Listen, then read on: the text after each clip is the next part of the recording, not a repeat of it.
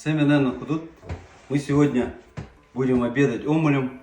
Это традиционная наша ольхонская пища.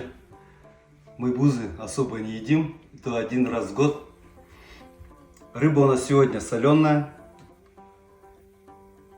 копченая, вяленая, еще расколотка, еще по-другому строганина называют.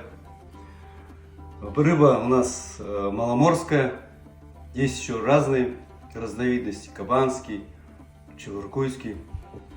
Наша рыба мелкая, жирная, очень вкусная. Рыба, это ты так называешь омуль, да? Да, это у нас омуль маломорский.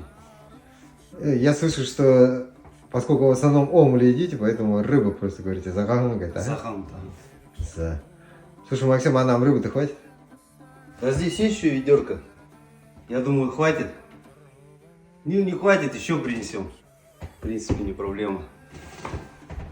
Друзья, я хочу пригласить вас в наш дом. Это караванка.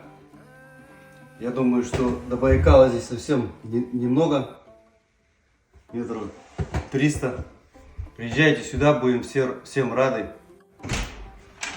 Главный корпус у нас состоит из 3 этажей. Пойдемте посмотрим.